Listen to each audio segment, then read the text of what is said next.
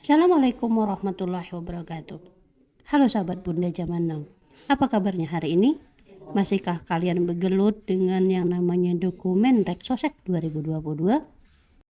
Atau malah sudah melupakan kegiatan tersebut dan bersiap untuk menghadapi kegiatan baru yaitu Sensus Pertanian 2023? Pada kesempatan kali ini saya akan membahas mengenai perkiraan honor Sensus Pertanian 2023 dilihat dari kuesioner yang digunakan. Kuesioner yang saya gunakan pada video kali ini adalah kuesioner gladi bersih Sensus Pertanian 2023, di mana gladi bersih ini sudah dilakukan pada tahun 2022 ini. Nah, di kuesioner gladi bersih Sensus Pertanian 2023 ini terdiri dari satu dokumen L1 dan dokumen L2. Dokumen L1, jika teman-teman perhatikan di sebelah kanan atas, itu akan ditemukan tulisan snowball dan di sisi lain akan ada dokumen L1 dengan tulisan door to door. Kapan kita menggunakan dokumen L1 dengan tulisan door to door dan kapan kita menggunakan dokumen L1 dengan tulisan snowball? Ini akan digunakan adalah ketika untuk snowball digunakan pada wilayah perkotaan. Kenapa? Karena di wilayah perkotaan petaninya tidak sebanyak di wilayah pedesaan. Ibaratnya snowball itu kita melemparkan bola salju dari satu titik ke titik lainnya. Artinya rumah petani itu ada di satu tempat dan akan ada rumah petani kedua dengan jarak yang kemungkinan besar tidak dekat. Makanya dia diberikan istilah snowball. Dan yang kedua, kuesioner R1 door to door. Kuesioner R1 door to door digunakan di wilayah pedesaan. Kenapa? Karena di wilayah pedesaan, rata-rata di wilayah Indonesia adalah penduduk dengan bermata pencarian sebagai petani. Oke, nah itu sekilas mengenai snowball dan door to door. Untuk isinya juga akan berbeda. Ketika door to door, semuanya yang ada di wilayah blok sensus. Ingat, yang digunakan pada kegiatan Sensus Pertanian 2023 adalah istilah blok sensus, bukan istilah SLS. Nah, yang akan terdaftar di wilayah door to door ini adalah nama-nama keluarga yang ada dalam peta blok yang kita pegang. Dan biasanya sudah ada nama-namanya. Seperti ini. Nama-namanya sudah ada. Tinggal kita pastikan apakah rumah tangga tersebut masih ada atau tidak. Oke, itu yang door to door. Dan untuk wilayah pencacahan Sensus Pertanian 2023 nanti dengan wilayah metode snowball, maka dokumen L1-nya hanya akan terdiri dari 3 keluarga saja. 3 keluarga yang diidentifikasi sebagai keluarga petani. Oleh karena itu, dari 3 keluarga inilah nanti kita akan mengidentifikasi rumah tangga lain yang juga bermata pencarian sebagai petani. Kuesioner kedua yang akan digunakan oleh teman-teman adalah kuesioner dengan istilah L2. Di dokumen L2 ini, teman-teman rata-rata akan mendata rumah tangga petani perorangan. Namun, ada juga kemungkinan teman-teman akan mendata rumah tangga atau unit usaha pertanian dengan kelompok yang berbadan hukum atau kelompok tani. Tapi kebanyakan akan mencacah ke pencacahan unit usaha pertanian yang perorangan. Nah, kalau teman-teman lihat di sini dokumen L2 Sensus Pertanian 2023 dari dokumen gladi bersih yang dilakukan pada tahun 2022 ini terlihat bahwa di satu dokumen L2 ini terdiri dari 8 halaman. Bisa teman-teman perhatikan di bagian bawah ini, 1 dari 8. Artinya ada 8 halaman yang akan teman-teman isi. Nah, yang jadi perhatian adalah isi dari dokumen L2 ini sendiri. Bagaimana isi dari dokumen L2 ini sendiri? Oke, pembanding terbesar dari kegiatan Sensus Pertanian 2023 adalah kegiatan registrasi sosial ekonomi 2022, di mana di kegiatan Reksosek 2022 ini dokumen Reksosek hanya terdiri dari 4 halaman. 4 halaman dengan honor yang sudah rata-rata teman terima pada tahun ini. Sementara kegiatan Sensus Pertanian 2023 dari dokumen Gladi Bersih Sensus Pertanian 2023 yang dilaksanakan pada tahun 2022 ini diketahui bahwa dokumen L2 dari Sensus Pertanian 2023 kemungkinan terdiri dari 8 halaman. Nah, dari situ teman-teman bisa melihat berapa banyak dokumen yang ada dan bisa dijadikan pembanding apakah nanti honornya akan sama dengan kegiatan Reksosek atau tidak. Itu dari segi halaman.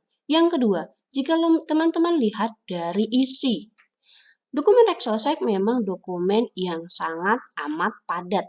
Isiannya beranak pinak. Istilahnya ketika ada 1 ada AB, ketika ada 431 ada rincian A, B, C, D, E, F, dan ketika ada 501 ada rincian baru A, B, C, D, E, F, G dengan 2 kolom yang harus kita isi. Itu artinya pertanyaannya dipadatkan sepadat-padatnya sehingga terbentuklah 4 halaman dokumen Reksosek 2022. Sementara di Sensus Pertanian, teman-teman bisa lihat ketika keterangan tempat adalah keterangan yang biasa.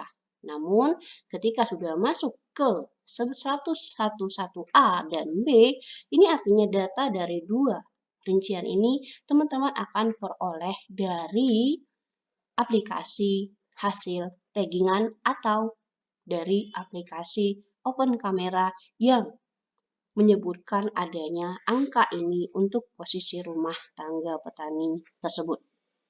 Ini baru di keterangan rumah tangga. Sementara di keterangan rumah tangga di bagian 114A sampai 114B, lihat sendiri bahwa kita juga diharuskan menanyakan berapa luas bangunan dan berapa luas tanah. Itu dari blok 1. Sementara di blok 2 pertanyaan adalah mengenai anggota rumah tangga. Dan ini di blok 2 ini pertanyaannya juga bisa dikatakan beranak pinak, di mana di sana juga ditanyakan jenis kelamin sampai ke pertanyaan mengenai apakah memiliki lahan pertanian dan berhak untuk mewariskan. Jadi dari 201 pertanyaannya beranak pinak menjadi ada 202 sampai 2115. Itu di blok 2. Sementara di blok 3 pertanyaannya makin menjurus ke arah yang namanya petani. Dan itu pun pertanyaan makin menjurus dan pertanyaan makin banyak, dan ketika kita lihat sekilas mungkin ketika tidak terbiasa dengan pertanyaan yang seperti ini, yang padat seperti ini, kita akan auto mumet duluan. Tapi yang harus kita lakukan adalah menyikapinya dengan santai. Pahami saja konsepnya, maka kita akan tahu apa yang diinginkan oleh di blok 3 ini. Bisa jadi ada nanti rincian yang harus kita lewatkan tanpa harus kita tanyakan di bagian tersebut. Jadi teman-teman jangan merasa sudah auto mumet duluan. Ada 8 halaman dan dengan pertanyaan yang sebegitu banyak dan mungkin honor tidak sesuai dengan yang teman-teman harapkan. Lalu di blok 4 adalah mengenai tanaman semusim. Misalnya tanaman semusimnya di sini ditanyakan adalah tanaman pangan, hortikultura, dan perkebunan. Dan di sini sudah mulai menggunakan yang namanya rentang waktu. Jadi perhatikan rentang waktunya. Dalam rentang waktu yang sudah ada di dokumen nanti, itulah yang akan kita isi di rincian 401, 501, 601, kemudian 701, 721, 720, dan seterusnya. Artinya ada rincian setahun yang lalu atau periode yang sudah ada di dalam dokumen. Kalau ini dokumen gladi bersih, maka rentang waktunya adalah di 2021 sampai dengan 2022.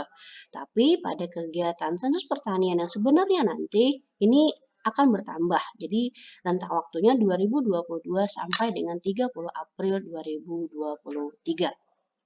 Nah, perhatikan rentang waktu ini.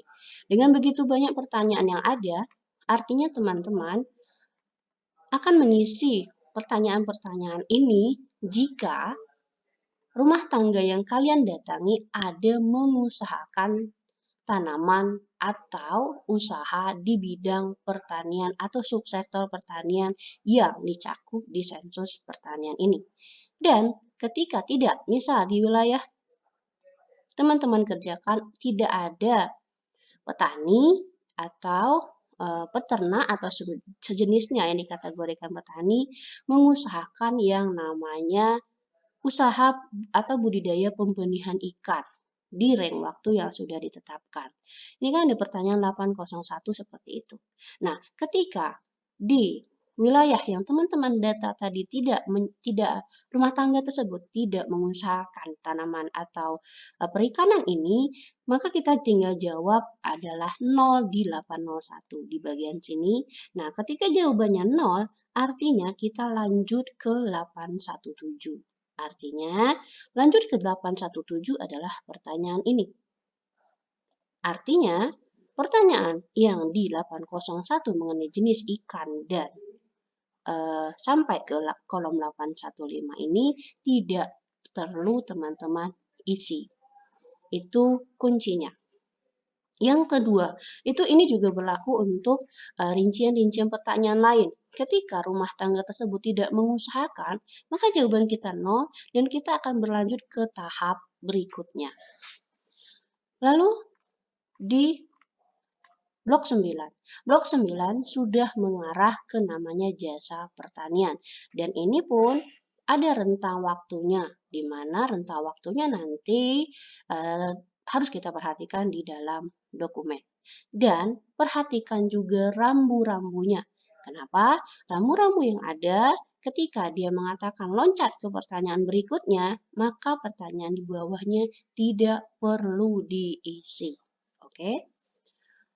Sementara di blok 10 pertanyaannya cukup banyak dan dibilang beranak pinak tidak, tapi dia lumayan banyak pertanyaan yang harus kita tanyakan. Dan di blok 10 ini bisa dikatakan kita harus menanyakan semuanya. Kenapa? Karena pertanyaan ini hanya rumah tangga tersebut yang tahu mengenai isian dari pertanyaan di blok 10. Ini mengenai blok 10. Jadi ketika tidak ada rambu-rambu untuk loncat, artinya semuanya harus ditanyakan. Lalu di blok 11. Blok 11 juga sama, semuanya juga harus masih blok 10. Di blok 10 masih kita harus tanyakan semua, dan ketika di blok 11 masukkan catatan-catatan yang kita anggap penting.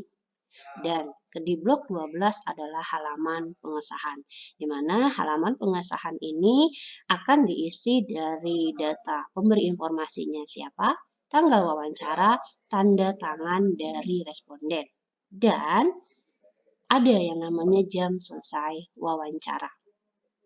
Ketika di halaman pertama tadi, ada yang namanya jam mulai wawancara. Artinya, jam mulai wawancara dan jam selesai wawancara juga harus terisi. Kenapa? Karena dari gladi bersih kegiatan sensus pertanian 2023 lalu sudah diketahui berapa waktu ideal yang dibutuhkan teman-teman untuk melakukan pendataan satu dokumen L2 dari sensus pertanian 2023. Dan ini harus diperhatikan, jangan sampai jam wawancaranya terlalu cepat atau terlalu lama. Ketika terlalu lama mungkin teman-teman diajak ngobrol, tapi ketika terlalu cepat ini akan jadi pertanyaan baru. Nah, poin pentingnya ketika teman-teman menanyakan mengenai honor dari petugas sensus pertanian 2023 nanti, teman-teman bisa lihat sendiri apakah pertanyaannya ini sebanyak pertanyaan di dokumen Reksosek 2022 atau tidak. Satu. Yang kedua adalah di dokumen Sensus Pertanian 2023 di bagian L2, memang semua pertanyaan harus diisi, tapi dengan catatan ketika ada rambu-rambu untuk loncat ke rincian berikutnya, artinya akan banyak juga pertanyaan yang tidak perlu teman-teman isi. Seperti ini, 401, ketika di rumah tangga tersebut tidak mengusahakan tanaman semusim, tanaman pangan hortikultura dan perkebunan, maka ini adalah isiannya 0. Artinya lompat ke blok 5. Lompat ke blok 5, isian ini tidak perlu diisi. Ini petunjuk yang kedua. Artinya walaupun di halaman tersebut ada pertanyaan, ketika rumah tangga tidak mengusahakan tanaman yang kita tanyakan, maka di halaman tersebut kemungkinan tidak ada isian. Walaupun pertanyaannya sekilas kita lihat banyak.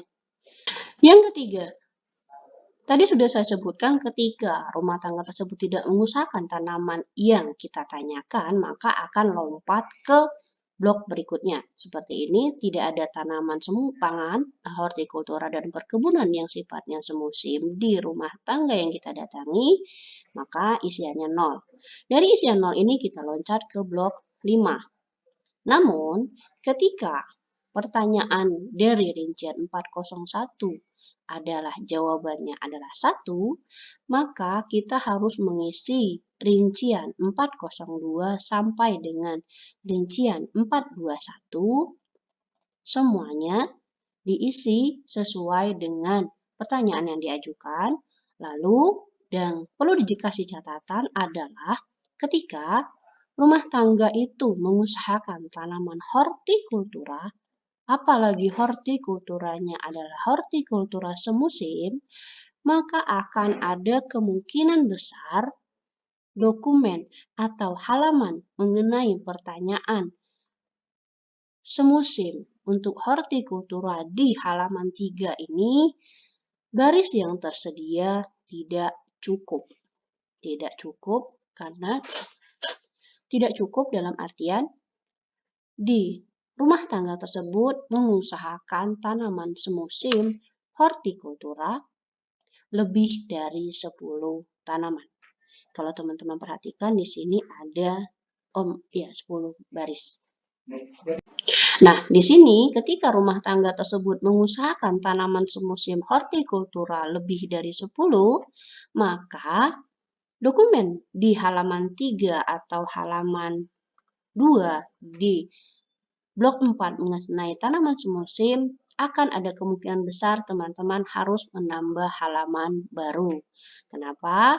Karena di sini cuma disediakan 10 baris untuk tanaman semusim.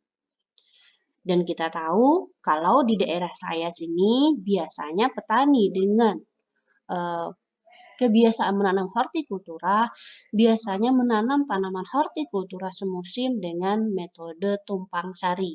Jadi sekali tanam mereka bisa menanam tomat, bisa menanam sawi, bisa menanam cabai, bisa menanam buncis untuk sekali tanam. Nah, mana yang akan bertahan lama adalah cabai, sementara yang lainnya akan panen terlebih dahulu. Artinya ketika sekali tanam mereka tumpang sari sebanyak 3 atau 4 tanaman, dalam setahun bisa lebih dari 10 tanaman yang diusahakan ketika mereka mengusahakan tanaman yang berbeda-beda dari masa tanam yang satu ke masa tanam yang lain. Pertanyaan mengenai berapa honor Sensus Pertanian 2023 adalah pertanyaan yang agak sensitif. Karena terakhir kali saya membahas mengenai honor itu ada bisa dikatakan semacam stalker dari karyawan BPS-nya sendiri yang mengkomplain bahwa hal tersebut tidak boleh diungkapkan ke publik.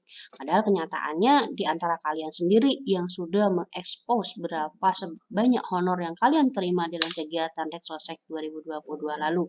Dan Menurut mereka, hal seperti itu tidak boleh diungkapkan keluar. Oleh karena itu, untuk menjawab pertanyaan kalian mengenai berapa besar honor di sensus pertanian 2023 ini, bisa kalian lihat sendiri dari kuesioner yang akan kalian gunakan. Itu yang pertama. Yang kedua adalah dari tulisan yang harus kalian buat. Kenapa? Karena dalam kegiatan sensus, dokumen L2 atau dokumen pencacahan lengkap ini akan mengalami proses yang namanya scanning. Artinya, scanning tulisan dari apa yang harus teman-teman tulis dari provinsi sampai di halaman terakhir halaman 8 tadi harus memenuhi kaidah penulisan dokumen sensus. Artinya selain proses pencacahan yang akan sedikit rumit di lapangan karena harus mengumpulkan data geospasial dan pendataan dengan dokumen L2, teman-teman juga harus merapikan dokumen dengan mengikuti kaidah penulisan dokumen sensus yang sudah ditetapkan. Oleh karena itu, pertanyaan mengenai honor bisa kalian perkirakan dari beban kerja yang akan teman-teman kerjakan nanti. Dan bayangan awal dari saya hanya bisa mengatakan bahwa honor dalam setiap kegiatan BPS adalah honor dengan standar atau sudah ditetapkan itu UMR. Jadi tidak akan pernah dialami yang namanya di bawah UMR. Namun ketika di atas UMR itu ada kemungkinannya. Oke, demikian informasi yang dapat saya sampaikan. Mohon maaf jika informasi ini tidak sepenuhnya bisa menjawab pertanyaan teman-teman semua, tapi besar harapan saya bisa menjadi pertimbangan buat teman-teman semua memutuskan apakah akan tetap mengikuti rekrutmen sensus pertanian 2023 nanti atau tidak. Namun, ketika kalian misalnya tidak memutuskan untuk tidak mengikuti kegiatan sensus pertanian 2023, artinya akan terbuka kesempatan untuk orang lain yang akan mengikuti kegiatan yang serupa. Oleh karena itu, tinggal kembali kepada kita, apakah kita mau menjawab tantangan yang ada atau kita malah mau menghindari tantangan yang ada. Pilihan ada pada diri kita masing-masing. Wassalamualaikum warahmatullahi wabarakatuh.